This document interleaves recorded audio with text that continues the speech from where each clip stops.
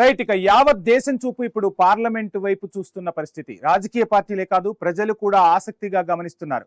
3 బిల్లులకు సంబంధించి ఎటువంటి నిర్ణయాలు తీసుకోబోతున్నారు, ఈ 3 బిల్లుల తర్వాత దేశ రాజకీయ సమీకరణాలు, రాజకీయ పార్టీల పరిణామాలు ఏ విధంగా మారబోతున్నాయి అంశం చుట్టే ఇప్పుడు రాజకీయం అంతా చర్చ సాగుతుంది. సో అసలు ఏంటి ఈ 3 రోజులు 3 బిల్లుల లెక్కలేంటి అనేది మనం మొదటిగా మాట్లాడుకుందాం. పార్లమెంటు ప్రత్యేక సమావేశాలకు సమయం సమీపిస్తోంది. 3 కీలక బిల్లులపై సభలో చర్చించేందుకు సర్కార్ సిద్ధమైంది. మరి ఆ 3 బిల్లులు ఎందుకు ప్రవేశపెడుతున్నారు, పార్లమెంటును ప్రత్యేకంగా సమావేశపరచాల్సిన అవసరం ఎందుకు వచ్చింది అనేది ఇప్పుడు అసలు చర్చ. రెగ్యులర్ సమావేశాల్లోనే ఈ 3 బిల్లులపై చర్చించకపోయారా? ఇప్పుడే ఎందుకు? ఇవన్నీ సమాధానం దొరకాల్సిన ప్రశ్నలే. దీని గురించి మనం చర్చిద్దాం. అసలు ఆ 3 బిల్లులు ఏంటనేది చూద్దాం. ఒకటోది కేంద్ర పాలిత ప్రాంతాల చట్టాల సవరణ బిల్లు. ఇక రెండోది అత్యంత కీలకమైన బిల్లు 131 రాజ్యాంగ సవరణ బిల్లు. మూడోది నియోజకవర్గాల పునర్విభజన బిల్లు. పేరుకి 3 బిల్లులు మనకు కనిపిస్తున్నా వాటి లక్ష్యం మాత్రం ఒక్కటే, అదే లోక్సభలో సీట్ల సంఖ్యను పెంచడం, వాటిని మహిళలకు ఇవ్వడం. ఇక పార్లమెంట్ లో మహిళలకు సీట్లు పెంచవద్దా, ఏంటి అసలు ఈ మహిళలకు ఎప్పటి నుంచో సీట్లు పెంచాలి అన్న అంశం మరలా ఇప్పుడు ఎందుకు చర్చకు దారితీస్తుందో కూడా మాట్లాడదాం. నారీ శక్తి వందన్ అధినియం, సింపుల్ గా చెప్పాలంటే చట్టసభలో మహిళా రిజర్వేషన్ల చట్టం ఇది 2023లోనే ఆమోదం పొందింది. దాని ప్రకారం చట్టసభల్లో మహిళలకు 33% రిజర్వేషన్లు కల్పించాలి. కానీ జనగణన, నియోజకవర్గాల పునర్విభజనతో లింకు పెట్టడమే ఈ బిల్లు ఆమోదం పొందినా ఇప్పటి వరకు అమలు చేయకపోవడానికి సమస్యగా మారింది. మహిళా రిజర్వేషన్ల అమలుకు మినిమం 10 ఏళ్లు పడుతుందని అప్పట్లోనే అంతా అనుకున్నారు కూడా. ఆ చట్టానికి సంబంధించి కొనసాగింపుగా ఇప్పుడు ఈ 3 బిల్లులను పార్లమెంటు ముందుకు తెచ్చింది కేంద్ర సర్కార్. ఇక నియోజకవర్గాల పునర్విభజన గొడవ ఏమిటి? అసలు ఎప్పటి నుంచో ఈ అంశం తెర మీదకి వస్తుంది. చట్టసభల్లో మహిళలకు 33% రిజర్వేషన్లు కల్పించాలన్నది అందరి మాటే. అన్ని పార్టీలు ముక్త కంఠంతో చెప్తున్నాయి కూడా. కానీ ఎలా? ఈ ప్రశ్న దగ్గరే ఎవరికి వారు తమ వాదనలు వినిపిస్తున్నారు. ఇప్పుడున్న సీట్లలోనే మహిళలకు సర్దుబాటు చేయాలని కొందరంటుంటే, కాదు అది ఏమాత్రం కుదరదు, సీట్లను పెంచి వాటిని మహిళలకు కేటాయించాలని మరికొందరు వాదిస్తున్న పరిస్థితి. ఇక్కడే అసలు సిసలు రాజకీయ క్రీడ మొదలైనట్లుగా కనిపిస్తుంది. అసలు ఆ రాజకీయ క్రీడ ఏంటో కూడా మనం మాట్లాడే ప్రయత్నం చేద్దాం. ఇక దక్షిణాది రాష్ట్రాల అభ్యంతరాలేంటి? ఇది ఇప్పుడు ఇంపార్టెంట్ టాపిక్. ఇది ఎలాంటి టర్న్ తీసుకున్నదంటే, దక్షిణాది రాష్ట్రాలను తొక్కేస్తున్నారు, సౌత్ ఇండియా ప్రయారిటీ లేకుండా చేసే కుట్రగా అభివర్ణిస్తున్నారు కూడా. ఎందుకంటే జనగణన ఆధారంగా లోక్సభ సీట్లను పెంచడాన్ని వ్యతిరేకిస్తున్నాయి దక్షిణాది రాష్ట్రాలు. ఒకప్పుడు జనాభా విస్ఫోటనం చెందకుండా, అంటే జనాభా పెరగకుండా కుటుంబ నియంత్రణ పాటించాలని విస్తృతంగా ప్రచారం చేసింది ఆ కేంద్రమే. ఒక్కరు ముద్దు ఇద్దరు హద్దు, ఆపై అసలు వద్దే అనే నినాదాన్ని విస్తృతంగా జనాల్లోకి తీసుకెళ్లారు. బలవంతంగా కుటుంబ నియంత్రణను అమలు చేశారు కూడా, ఆపరేషన్లు కూడా చేశారు. అది చరిత్రే. కుటుంబ నియంత్రణలో దక్షిణాది రాష్ట్రాలు సక్సెస్ అయ్యాయి, అభివృద్ధి కూడా సాధించాయి. ఇప్పుడు జనాభా ప్రాతిపదికన లోక్సభలో సీట్లు పెరుగుతాయంటే మరి దక్షిణాది రాష్ట్రాలకు అన్యాయం జరగదా? తమ దగ్గర ఆ సీట్లు తగ్గిపోతాయి కదా అని ప్రశ్నిస్తున్నాయి దక్షిణాది రాష్ట్రాలు. రైట్. ఇక తమిళనాడు సీఎం స్టాలిన్ ఒక అడుగు ముందుకేసి డైరెక్ట్ గా హెచ్చరికలే జారీ చేస్తున్నారు. ఆయన హెచ్చరికలు ఏంటో కూడా మాట్లాడుకుందాం. అసెంబ్లీ ఎన్నికల కోసం విస్తృతంగా ప్రచారం చేస్తున్నారు డిఎంకే చీఫ్ సీఎం స్టాలిన్. కేంద్రాన్ని ఉద్దేశించి కొన్ని ఘాటు వ్యాఖ్యలు చేస్తున్నారు సీఎం స్టాలిన్. పార్లమెంట్ లో డీలిమిటేషన్ బిల్ పాస్ చేస్తే తమిళనాడులో ఇప్పటి వరకు చూడని ఉద్యమం చేపడతామని హెచ్చరిస్తున్నారు స్టాలిన్. 60ల నాటి డిఎంకేను మళ్లీ పరిచయం చేస్తామంటూ కేంద్ర సర్కార్కు సవాల్ విసురుతున్నారు. అంబేద్కర్ పై ప్రమాణం చేసి చెబుతున్నా ఇదే నా చివరి హెచ్చరిక అంటూ స్టాలిన్ అంటున్న పరిస్థితి. అసలు స్టాలిన్ ఏమన్నారో కూడా మనం ఇప్పుడు చూద్దాం. பேராபத்தை பற்றி சொல்லவும் ஒன்றிய பாஜக அரசுக்கு எச்சரிக்கை விடுக்கவும் தான் இந்த வீடியோ. நடக்க இருக்க நாடாளுமன்ற கூட்டத்தொடரில் எங்கள் எம்பிக்கள் கலந்துப்பாங்க. தமிழ்நாட்டை பாதிக்கிற மாதிரியோ வட மாநிலங்களுக்கு அரசியல் வலிமையை மேலும் வாரி வழங்குற மாதிரியோ ஏதாவது நடந்தால் தமிழ்நாட்டில் இருக்க நாங்கள்லாம் பார்த்துட்டு சும்மா இருக்க மாட்டோம். தமிழ்நாடு ஸ்தம்பிக்கும், தமிழ்நாடு தனது எதிர்ப்பை கடுமையாக காட்டும். ஒவ்வொரு குடும்பமும் தெருவில் வந்து உட்காருவோம். தமிழ்நாடு முதலமைச்சராக இருக்கிற என்னுடைய தலைமையிலேயே மிகப்பெரிய போராட்டம் நடத்துவோம். இது தேர்தல் காலம்தான். இவங்க கவனம் அதில் தான் இருக்கும். நாம் டெல்லியில் சைலண்ட்டாக தமிழ்நாட்டோட தொகுதி மறுவரையை பண்ணிடலாம்னு மட்டும் நினைக்கவே நினைக்காதீங்க. சொல்கிறேன்னா தமிழ்நாட்டு முதலமைச்சர் மட்டும் இல்லை, திராவிட முன்னேற்ற கழகம் என்னும் பேரியக்கத்தின் தலைவர். நீங்கள் இதுவரை பார்க்காத தமிழ்நாட்டை பார்க்க வேண்டியிருக்கும். 50கள் 60களில் பார்த்த பழைய திமுகவை இந்தியா திரும்பவும் பார்க்க வேண்டியிருக்கும். இவன் என்ன மிரட்டுகிறான்னு நினைக்காதீங்க, நான் உங்களை హెచ్చరిக்கிறேன். పేరావத்தை పற்றி రైట్, చూశారు కదా ఇక తమిళనాడు సీఎం స్టాలిన్ ఏ విధంగా హెచ్చరిస్తున్నారు. అయితే అసలు ఉత్తరాది రాష్ట్రాలకు ఏం లాభం జరగబోతుంది అనేది కూడా మనం చర్చిద్దాం. జనాభా నియంత్రణలో ఉత్తరాది రాష్ట్రాలు ఫెయిల్ అయ్యాయి. అంటే ఒక రకంగా చెప్పాలంటే అప్పటి ప్రభుత్వ మాటను వినలేదు. దక్షిణాది కంటే అక్కడ జనాభా ఎక్కువగా ఉంది. సో జనగణన ప్రాతిపదికన నియోజకవర్గాలు పునర్విభజన చేస్తే ఉత్తరాదిలో సీట్ల సంఖ్య పెరుగుతోంది కదా, దీన్ని ఎవరూ అడ్డుకోలేరు. దక్షిణాది నాయకుల అభిప్రాయం కూడా ఇదే. మరి కాదంటారా? ఢిల్లీకి దగ్గర దారి యూపీ అని చెప్పుకునేవారు. ఎందుకంటే ఉత్తరప్రదేశ్లో 80 లోక్సభ సీట్లున్నాయి. ఉత్తరాఖండ్ విడిపోకముందు ఇంకా ఎక్కువ సీట్లుండేవి. అంటే అక్కడి సీట్లు పొందేందుకు వీలైనన్ని నిధులను కేంద్ర ప్రభుత్వం అక్కడికే పంపిస్తుందని విమర్శిస్తారు కూడా. ఇప్పుడు ఉత్తరాదిన లోక్సభ నియోజకవర్గాలు ఇంకా పెరిగితే దక్షిణాది సీట్లను ఎందుకు పరిగణలోనికి తీసుకుంటారనేది అసలు ప్రశ్న. ట్యాక్సుల రూపంలో కేంద్రం ఖజానా నింపేదేమో మేము, నిధులు తీసుకెళ్లేది ఉత్తరాది రాష్ట్రాల, అలా ఎలా కుదురుతుంది అంటూ దక్షిణాది రాష్ట్రాల సీఎంలు ఎప్పటి నుంచో ప్రశ్నిస్తున్న పరిస్థితి కూడా కనిపిస్తుంది. అసలు 3 బిల్లులపై కేంద్రం ఏం చేయబోతుంది అనేది మాట్లాడే ముందు ప్రైమ్ టైం డిబేట్ లో షార్ట్ బ్రేక్ తీసుకుందాం. Stay tune. ఇందాక మనం మాట్లాడుకున్నట్టుగా యావత్ దేశం చూపు కూడా ఇప్పుడు పార్లమెంట్ పైనే కనిపిస్తోంది. 3 బిల్లులపై అసలు కేంద్రం ఏం చెప్పబోతుందన్నదే అసలు చర్చ. కేంద్రం మాత్రం క్లియర్ కట్ గా ఒకటే చెప్తుంది, ఇదొక చారిత్రక ఘట్టం అంటోంది కేంద్ర సర్కార్. దయచేసి దీన్ని రాజకీయం చేయవద్దంటూ కూడా విజ్ఞప్తి చేస్తున్నారు ప్రధానమంత్రి నరేంద్ర మోదీ. నారీ శక్తి వందన సమ్మేళనం పేరుతో దేశవ్యాప్తంగా బీజేపీ నేతలు సమావేశాలు నిర్వహిస్తున్నారు. మహిళలను చైతన్యవంతం చేసే ప్రయత్నం జరుగుతోంది. చారిత్రక ఘట్టానికి ఎవరు అడ్డుపడవద్దని మోదీ మాట. సో ఆ మోదీ మాట ఏంటో ఇప్పుడు ఒకసారి చూద్దాం. मैं बहुत जिम्मेदारी के साथ कह रहा हूं कि 21वीं सदी के महत्वपूर्ण निर्णयों में से एक महत्वपूर्ण निर्णय ये है, ये निर्णय नारी शक्ति को समर्पित है, नारी शक्ति वंदन को समर्पित है। हमारे देश की संसद एक नया इतिहास रचने के करीब है। एक ऐसा नया इतिहास जो अतीत की संकल्पनाओं को साकार करेगा, जो भविष्य के संकल्पों को पूरा करेगा। एक ऐसे भारत का संकल्प जो समता मूलक हो, जहां सामाजिक न्याय केवल एक नारा न हो, लेकिन हमारी कार्य संस्कृति का, हमारे वर्क कल्चर का, हमारी निर्णय प्रक्रिया का स्वाभाविक हिस्सा हो। मैं बहुत రైట్. ఇప్పుడు మనం చూస్తున్న ఈ సభా వేదికగానే రేపు చర్చ జరగబోతోంది. దేశం మొత్తం ఒక చారిత్రక ఘట్టానికి వేదిక కాబోతోంది ఇప్పుడు ఈ సభలో కాంగ్రెస్ రేపు ఏం చేయబోతుంది, కాంగ్రెస్ వర్షన్ ఏ విధంగా ఉండబోతుందో కూడా మనం మాట్లాడుకుందాం.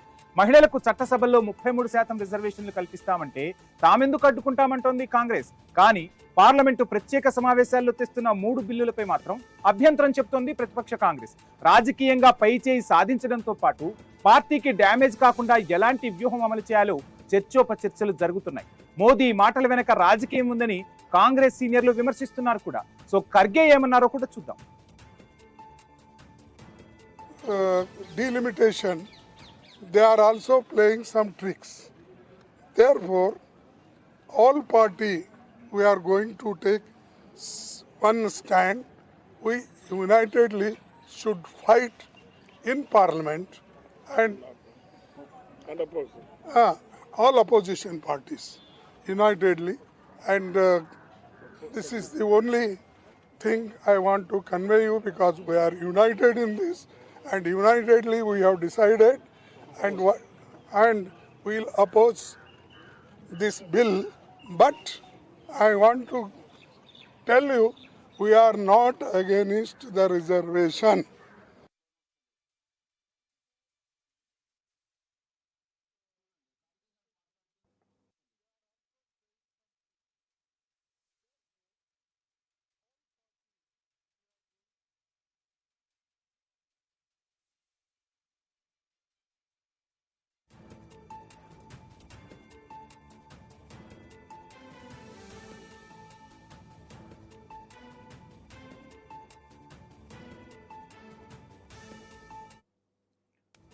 ఇంత చర్చ ఢిల్లీలో సాగుతూ ఉంటే దక్షిణాది రాష్ట్రాల గొంతుక నేనంటూ తెలంగాణ సీఎం ఒక కొత్త మోడల్ను తీసుకొచ్చారు. అదే హైబ్రిడ్ మోడల్. ఈ హైబ్రిడ్ మోడల్ ఏంటో కూడా మనం మాట్లాడదాం. జనాభా ప్రాతిపదికన తీసుకుంటే అభివృద్ధిని లెక్కలోకి తీసుకొని డీలిమిటేషన్ చేయాలంటున్నారు. కొత్త ఫార్ములాను తెరపైకి తీసుకొచ్చారు Telangana CM Revanth Reddy. Hybrid model గా ప్రచారం చేస్తున్నారు తెలంగాణ సీఎం. ఈ విషయాన్ని కాంగ్రెస్ నాయకులకు మంచిగానే అనిపించింది. మరి భారతీయ జనతా పార్టీ ఈ హైబ్రిడ్ మోడల్ ను లెక్కలోకి తీసుకుంటుందా? కేంద్రం రేవంత్ మాటలను పరిగణిస్తుందా? రేవంత్ రెడ్డి హైబ్రిడ్ మోడల్ పై భారతీయ జనతా పార్టీ నేతలు ఏమంటున్నారు? ముఖ్యమంత్రిది వితండవాదం అని కేంద్ర మంత్రి కిషన్ రెడ్డి ఎందుకు అంటున్నారు? చూద్దాం. ప్రకారం 50% పెంచేస్తానేనని చెప్పి నీ రాజకీయ మనుగడ కోసం, నీ రాజకీయ అవసరాల కోసం ఈ రోడ్లు సీట్లు పెంచడంతో దక్షిణ భారతదేశానికి వచ్చే 195, ఉత్తర భారతదేశానికి వచ్చే 621 సీట్లు ఉత్తర దక్షిణ భారతదేశాలలో విపరీతమైన అంతరం పెంచుతుంది. ఇది దేశ మనుగడకు మంచిది కాదు. ఇది రాజకీయ పార్టీలకు సంబంధించిన విషయం కాదు. ఇది దేశ ప్రజలకు సంబంధించిన విషయము. దక్షిణ భారతదేశమైనా ఉత్తర భారతదేశమైనా మనం అందరం ఒకటే అన్నటువంటి భావనతోటే మనం రాజకీయాల్లో ఉన్నాం తప్ప మరి కాలుకు మోక తలకు లింకు పెట్టేటువంటి ప్రయత్నం. దక్షిణ భారతదేశాన్ని నష్టం జరుగుతున్నారు. మంత్రి పదవుల్లో కీలక మంత్రి పదవులు ఇవ్వలేదు. ఈరోజు కాంగ్రెస్ పార్టీలో అతి మేధావి ఎవరంటే ఈరోజు మరి మొదటి మేధావి రాహుల్ గాంధీ అయితే రెండో మేధావి రేవంత్ రెడ్డి అయ్యాడు. చాతనైతే సమర్థించండి, లేకుంటే నోరు మూసుకొని కూర్చోండి. కానీ తప్పుడు మాటలు మాట్లాడకండి, అబద్ధాలు మాట్లాడకండి, ప్రజలను తప్పుదారి పట్టించేటువంటి ప్రయత్నం చేయకండి, వాస్తవాలకు విరుద్ధంగా మాట్లాడకండి. చూశారు కదా మొత్తంగా కాంగ్రెస్ బీజేపీ వర్షన్ ఎలా ఉందో. ఇక్కడ బీఆర్ఎస్ కూడా తన గొంతు సవరించింది. గట్టిగానే కేక వినిపించేలా ఢిల్లీకి మాట్లాడుతోంది. డీలిమిటేషన్ పేరుతో మోసానికి పాల్పడుతున్నారని బీఆర్ఎస్ వర్కింగ్ ప్రెసిడెంట్ కేటీఆర్ తీవ్రస్థాయిలో మండిపడ్డారు. కేంద్రం చెప్పేది ఒకటైతే చేసేది మరోదంటున్నారు కేటీఆర్. తెలంగాణకు బీజేపీ ఎన్నడూ న్యాయం చేయలేదని విమర్శించారు. డీలిమిటేషన్ పేరుతో మొత్తంగా దక్షిణాదికి అన్యాయం చేస్తున్నారంటూ కూడా వ్యాఖ్యానించారు. పెద్ద ఎత్తున ఉద్యమం చేస్తామంటున్నారు కేటీఆర్. పార్లమెంట్లో తమ స్వరం తగ్గిస్తే చూస్తూ ఊరుకునే ప్రసక్తే లేదంటున్నారు. అవసరమైతే కేసీఆర్ ముందుండి కొట్లాడతారని కూడా ఓ మాట అనేశారు. సో మొత్తంగా మహిళా ఓటర్లకు బీజేపీ గాలం వేస్తుందా అన్న అంశం చుట్టూ కూడా ఇప్పుడు రాజకీయం తిరుగుతుంది. పశ్చిమ బెంగాల్, తమిళనాడు అసెంబ్లీ ఎన్నికలు జరుగుతున్నాయి. నాయకులు విస్తృతంగా ప్రచారాన్ని హోరెత్తిస్తున్నారు.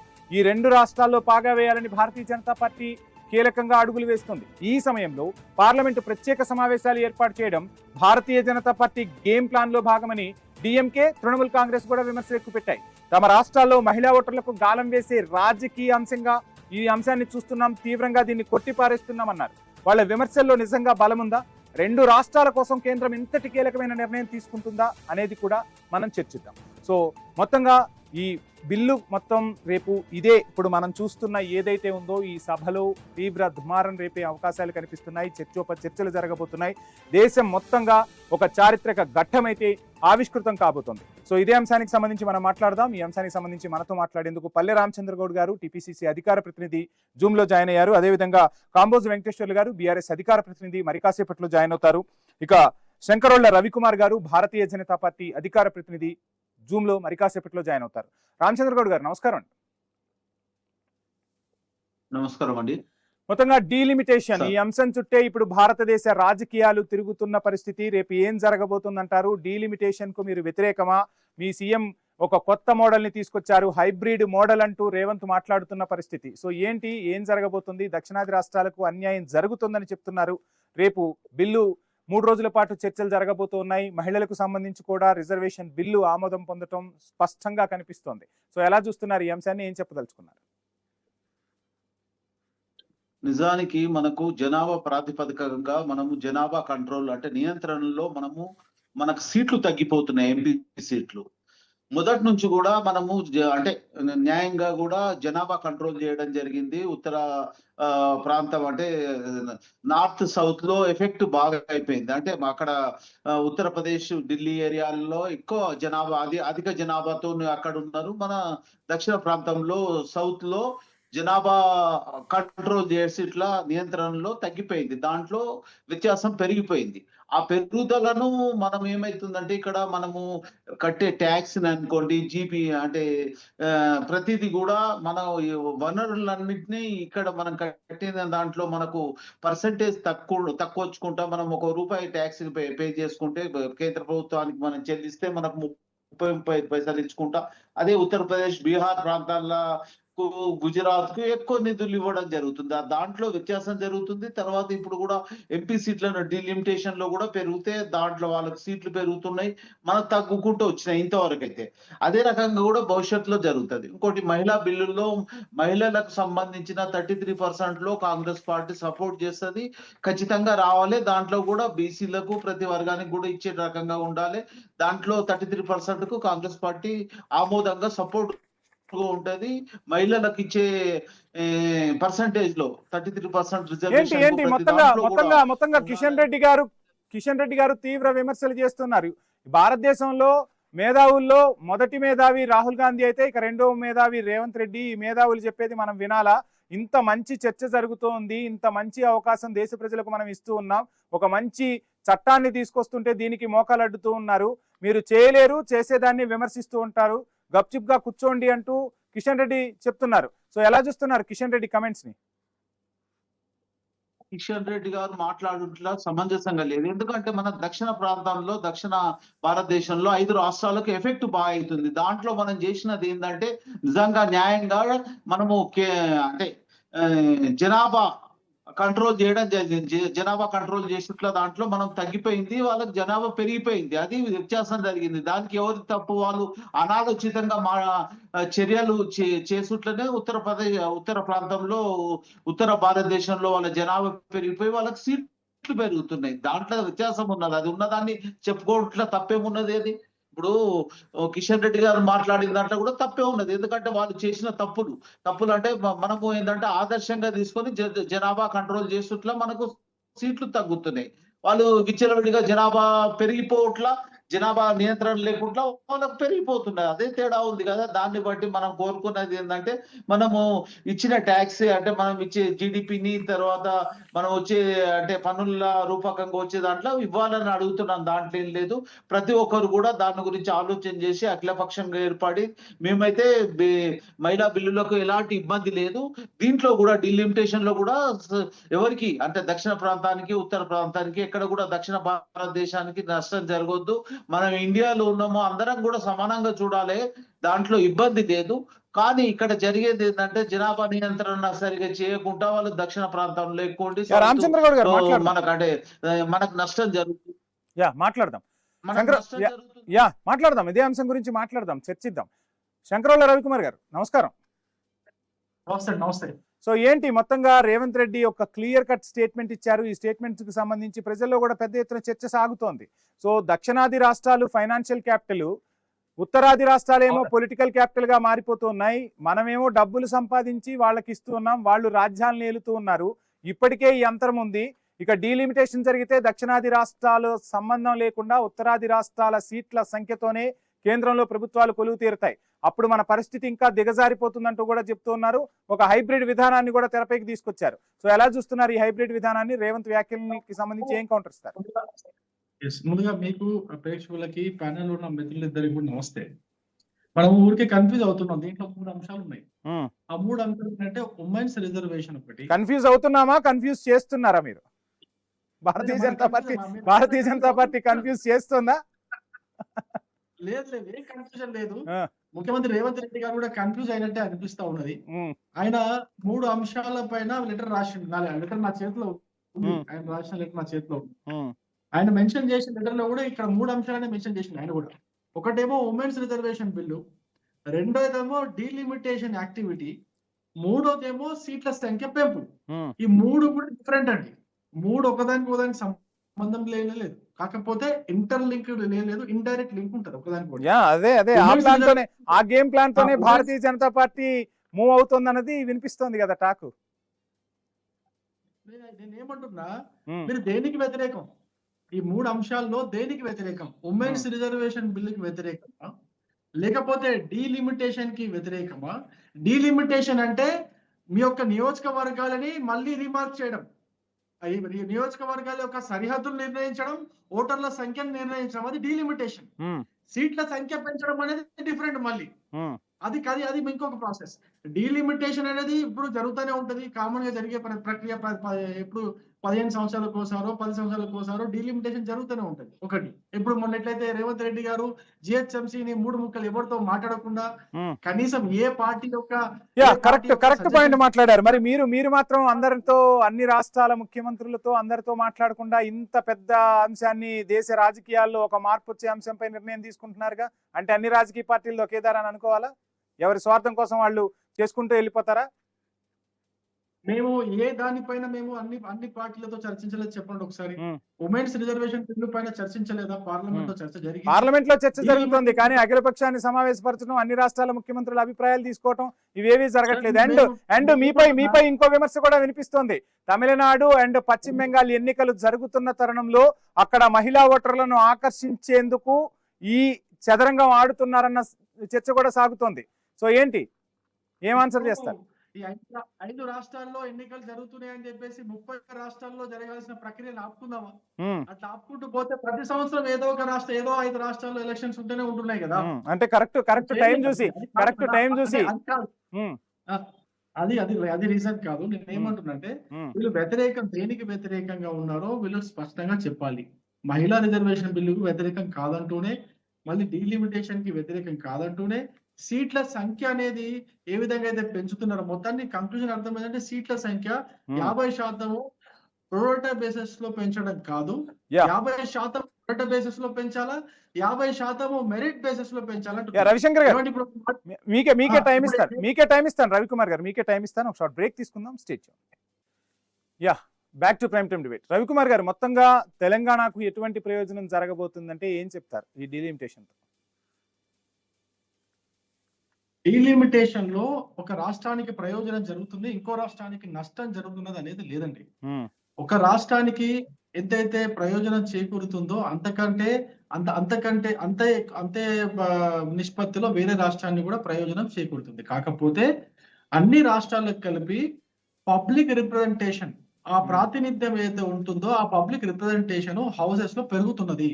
అంటే ఫర్ ఎగ్జాంపుల్ 25 మంది ఎంపీల వరకు పెరిగే అవకాశం ఉన్నది. 17 నుంచి 25 ఎంపీలు పెరిగే అవకాశం ఉన్నది. అంటే దాదాపు మనకు ఒక 7-8 సీట్లు పెరుగుతాయి. 7-8 సీట్లు పెరుగుతాయి కాబట్టి 7-8 సీట్లు పెరుగుతాయి కాబట్టి ఆ 7-8 సీట్లు కూడా ఈ మహిళా రిజర్వేషన్ బిల్లు వస్తే ఒకవేళ ఇంప్లై అవుతే ఆ 7-8 సీట్లు కూడా మహిళలే వెళ్లే అవకాశం ఉన్నది. ఆ పెరిగే 7 సీట్లు కూడా పార్లమెంట్ లో మహిళలే రిప్రజెంట్ చేసే అవకాశం ఉన్నది. ఇప్పుడు మహిళా సమాజానికి మన ప్రయోజనం చేకూర్చినట్టు అవుతుంది. దాన్ని మనం ప్రయోజనం అనే దానికంటే కూడా సమనిష్పత్తిలో ప్రాతినిధ్యం వహించే, లింగ భేదం లేకుండా సమనిష్పత్తిలో ప్రాతినిధ్యం చూద్దాం రవికుమార్ గారు ఏం జరగబోతుందో చూద్దాం. అవకాశము మనం ఇప్పుడు ఇచ్చినట్టు అవుతుంది. అది ఎన్నో ఏళ్లుగా ఈ పురుష ఆధిక్యత సమాజంలో అది ఇన్ని సంవత్సరాలుగా నెరవేరలేదు. ఇప్పుడు నెరవేరుతుంది. మోడీ హయాంలో నెరవేరుతుంది, బీజేపీ హయాంలో నెరవేరుతుంది. కాబట్టి వీళ్ళకి వచ్చినటువంటి కడుపు మంట తప్పితే వేరే ఏమి లేదు. చూద్దాం ఏం జరగబోతుందో చూద్దాం రవికుమార్ గారు. రైట్. సో మొత్తంగా రామచంద్ర గారు ఫైనల్ గా ఏం చెప్తారు? మహిళా రిజర్వేషన్ కి సంబంధించి కానీ, డీలిమిటేషన్ కి సంబంధించి కానీ మీరు ఆమోదిస్తున్నారా, ఆమోదం తెలుపుతున్నారా? ఏం జరగబోతుంది రేపు? మహిళా బిల్లుకు మహిళా రిజర్వేషన్ 33% 100% ఇవ్వాలి. ఇంకా ఖచ్చితంగా ఇవ్వాల్సిందే. దాంట్లో ఎలాంటి వ్యతిరేకత లేదు, ఇవ్వాల్సిందే. ఇది మొదటి నుంచి కూడా కాంగ్రెస్ పార్టీ సపోర్ట్ గా చేస్తుంది. కానీ మనకి ఇక్కడ దక్షిణ ప్రాంతంలో మనకు సీట్లు తగ్గిపోతున్నాయి, ఉత్తర ప్రాంతంలో పెరిగిపోతున్నది అనేది ఒకటి ఉన్నది. ఇది భారతదేశం అంతా ఒకే, దాంట్లో ఇబ్బంది పడాల్సిందేం లేదు. కానీ ఈ వ్యత్యాసాన్ని ఇంకా పెరుగుకుంటూ వస్తుంది. గతంలో పెరిగింది, ఇంకా పెరుగుతున్నది. ఆ దాంట్లో కంట్రోల్ చేసి దానికి ఒక ప్రామాణికంగా తీసుకొని దాన్ని సెట్ చేస్తే ఎలాంటి ఇబ్బంది లేదు. సీట్లు పెంచు దాంట్లో రేపు ఆ వాయిస్ వినిపించబోతుందా? కాంగ్రెస్ మొత్తంగా దక్షిణాదికి సంబంధించే వాయిస్ వినిపించబోతుందా? తెలంగాణ, ఆంధ్ర, తమిళనాడు, కేరళ, కర్ణాటక, మహారాష్ట్ర 5-6 స్టేట్లకు ఇబ్బంది జరుగుతుంది. ఇక ఒకటే అని కాదు, ఏంటంటే భారతదేశం అంతా ఒకటే. ఇక్కడ ఇబ్బంది జరగకుండా దాన్ని సానుకూలంగా అన్ని రాష్ట్రాల్లో చూద్దాం. రామచంద్ర గారు, మొత్తంగా ఏం జరగబోతుంది రేపు? పార్లమెంట్ లో ఎటువంటి చర్చ సాగుతోంది? ఇదే వేదికగా రేపు ఒక చారిత్రక ఘట్టం మాత్రం దేశం ముందు ఆవిష్కృతమవుతుంది అనేది మాత్రం సుస్పష్టం. సో చర్చలో పాల్గొన్న రవికుమార్ గారికి, అదేవిధంగా రామచంద్ర గారికి ఐ న్యూస్ తరపున ప్రత్యేక ధన్యవాదాలు. షార్ట్ బ్రేక్ తీసుకుందాం. Stay tune.